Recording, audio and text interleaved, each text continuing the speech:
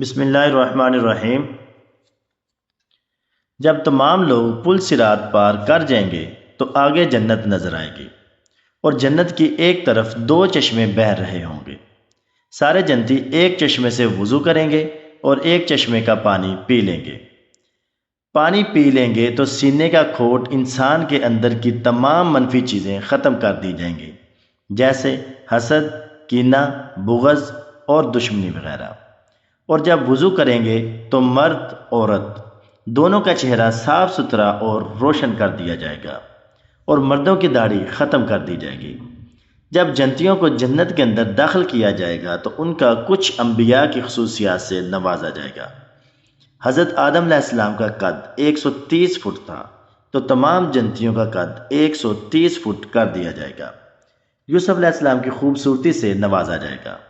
داؤد علیہ السلام کی میٹھی آواز سے نوازا جائے گا۔ ایوب علیہ السلام کی دل والی صفات نوازی جائیں گی۔ عیسیٰ علیہ السلام کی عمر نوازی جائے گی۔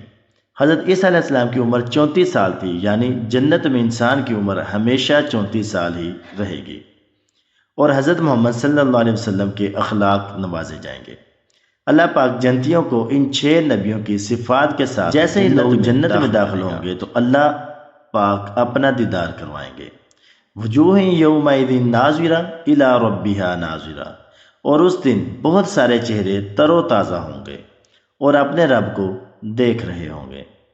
پھر اللہ پاک فرمائے گا، میرے بندو، تم لوگوں کو ایک عالی شان زندگی مبارک ہو، اور اب موت ختم، جوانی مبارک، اب بڑھاپا ختم، بادشاہی مبارک، اب غریبی ختم، امیری مبارک۔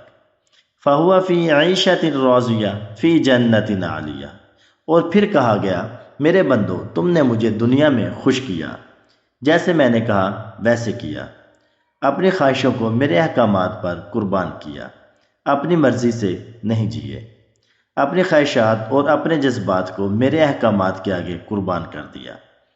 آج تم لوگوں کو میں وہ زندگی دے رہا ہوں جو میں نے اپنی مخلوقات میں سے کسی کو بھی نہیں دی۔ جاؤ، کھاؤ، پیو اور مزے کرو۔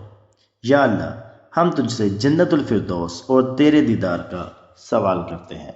آمین یا رب العالمین۔